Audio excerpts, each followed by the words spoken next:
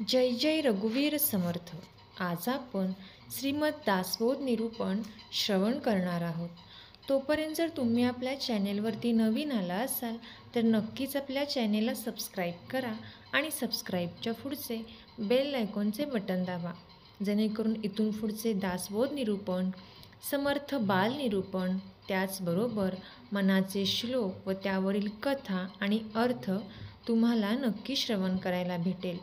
चला तर मग आजच्या निरूपणाला आपण सुरुवात करूया. जय जय रघुवीर समर्थ. दासबोध निरूपण.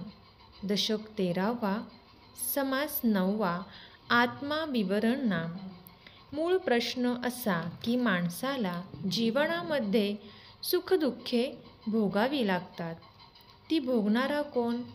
परब्रह्म अत्यंत निर्मळ, निर्विकारी, एकरस आणि अखंड आहे, हे खरे. परंतु त्याच्यामध्ये उत्पन्न होणारी मूळ माया एका अंगाने पंचभूतात्मक तर दुसऱ्या अंगाने जाणीवयुक्त आहे असे असलेच पाहिजे.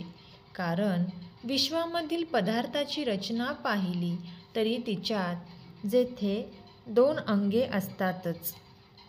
प्रत्येक वस्तूला स्थूल किंवा बाहेरचे आणि सूक्ष्म किंवा आतले ही 2 अंगे असतातच. अचेतन पदार्थामध्ये बहिरंग पंचमहाभूतांचे असते, तर अंतरंग गुणमय किंवा शक्तिमय असते.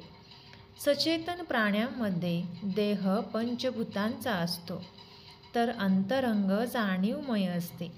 माणसांमध्ये ही जाणीव बरीच निर्मळ स्वरूपात आढळते. देह आणि अंतरीची प्रगत जाणीव यांच्या जोडीला श्री समर्थांनी देहात्मयोग असे सार्थ सुंदर नाव दिले आहे. मूळ माये जसा अंतरात्मा, तसा विश्वामध्ये विश्वात्मा, जगामध्ये जगदात्मा आणि देहामध्ये जीवात्मा होय. हा जीवात्मा सुखदुःखाचे भोग भोगतो. देहाला व जीवात्म्याला एकमेकांवाचून गत्यंतर नाही. एकाशिवाय दुसरा काही करू शकत नाही.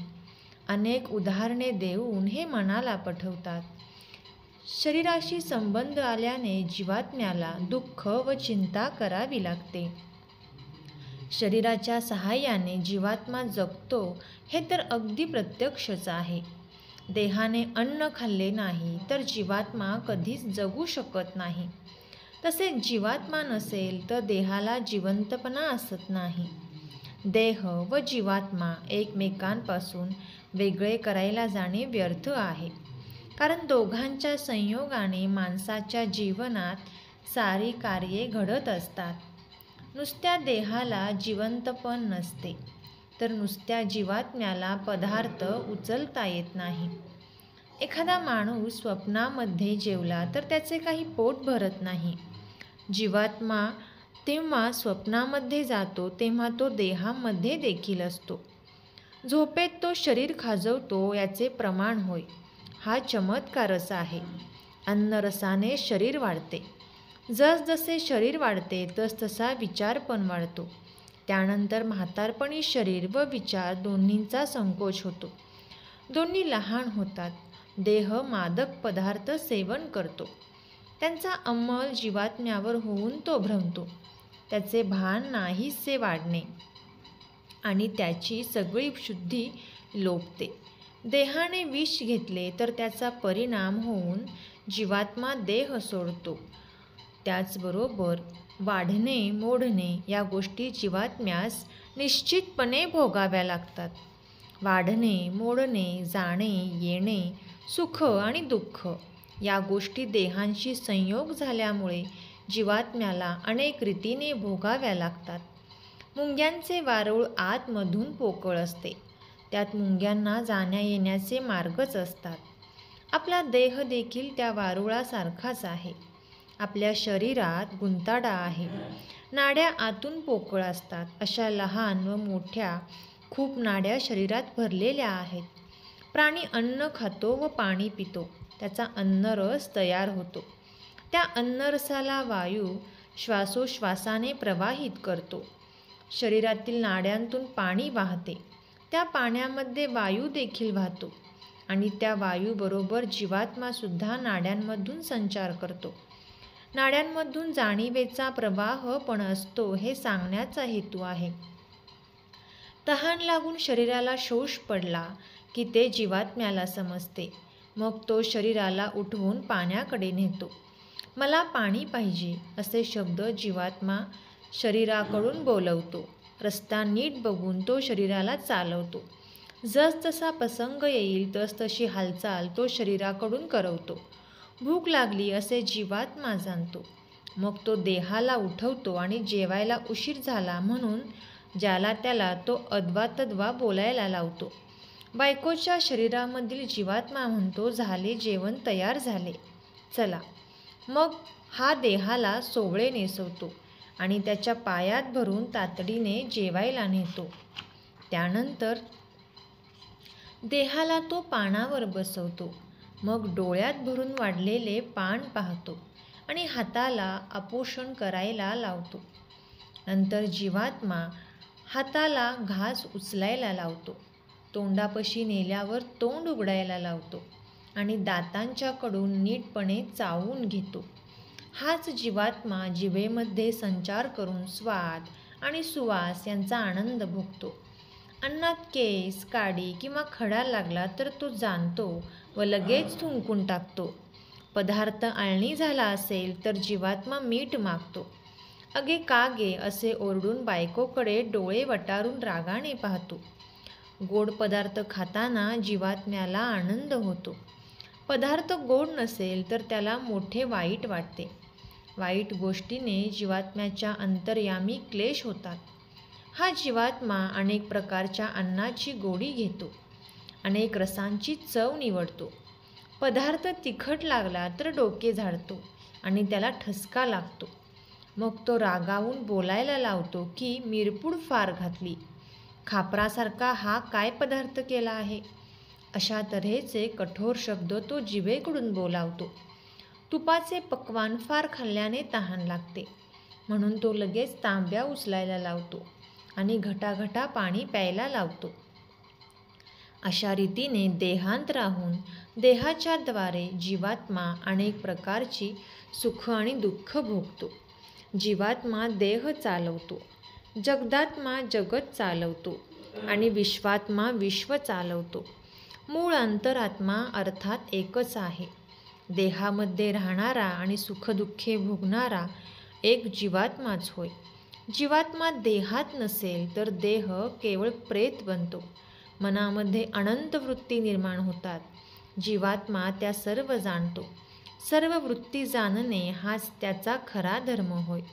त्रैलोक्यामध्ये जितक्या व्यक्ती आहेत तितक्या सर्वांच्या अंतर्यामी जीवात्मा वास करतो. जगाच्या अंतर्यामी असणारा तो जगदात्मा, विश्वाच्या अंतर्यामी असणारा तो विश्वात्मा होय. अंतरात्मा अथवा सर्वात्मा अशा रीतीने अनेक रूपे घेऊन सर्वांना चालवतो.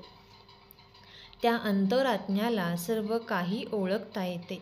तो वास घेतो, स्वाद घेतो, ऐकतो, पाहतो, मऊ आणि कठीण ओळखतो. गरम आणि थंड त्याला तात्काळ समजते. अत्यंत चतुर असणारा असा हा जीवात्मा लक्ष देऊन कितीतरी प्रकारच्या खटपटी करतो.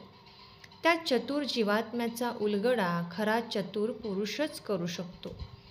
यानंतर वायू आणि जीवात्मा यांची तुलना आहे. तुलना करून श्री समर्थ असे दाखवतात की जीवात्मा वायूपेक्षा अधिक सूक्ष्म आणि कार्यक्षम आहे. वारा जेव्हा वाहतो तेव्हा त्याच्याबरोबर सुगंध येतो, पण तो सुगंध काही काळाने विरून जातो. वारा जेव्हा वाहतो तेव्हा त्याच्याबरोबर धूळ येते, पण ती देखील नाहीशी होते. गरम आणि थंड, सुगंध आणि दुर्गंध वगैरे गोष्टी वायूबरोबर वाहत येतात, परंतु त्या फार काळ टिकत नाहीत. वायूबरोबर रोग येतात, भूते धावतात, त्याचप्रमाणे धूर व धुकेसुद्धा येतात. पण यांपैकी कोणतीही गोष्ट वायूबरोबर कायम टिकत नाही. जीवात्म्याशी तुलना केली असता वायू त्याची बरोबरी करू शकत नाही. वायूपेक्षा जीवात्मा अधिक सूक्ष्म आणि चपळ आहे. कठीण पदार्थामध्ये आला तर वायू अडतो, पण आपल्या आड येणाऱ्या कठीण पदार्थाचा भेद करून जीवात्मा पलीकडे जातो. जीवात्म्याचा कठीणपणा पाहावा तर तो इतका कठीण आहे की त्याचा छेदच करता येत नाही. वाऱ्याचा झडझड असा आवाज होतो, पण जीवात्म्याचा मुळीच आवाज येत नाही. जो कोणी मौन धारण करून त्याचे चिंतन मनन करील त्याला स्वतःच्या अंतर्यामीच तो कळून येईल. अखेर असे सांगतात की जे जे उपचार देहाला केले जातात ते सारे जीवात्म्याला पावतात. देह नसेल तर जीवात्म्याची मोठीच अडचण होते. शरीराला काही चांगले उपचार केले तर ते जीवात्म्याला पावतात. शरीराच्या द्वारा जीवात्म्याला समाधान मिळते.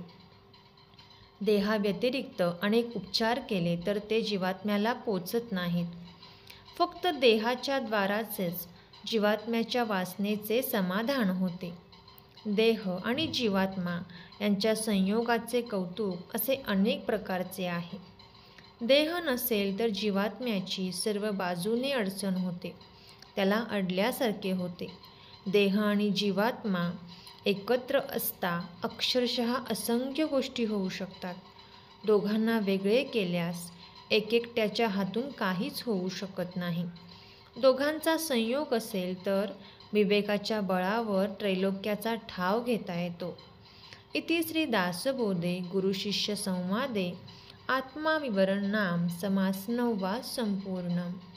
जय जय रघुवीर समर्थ. श्रीराम समर्थ. धन्यवाद.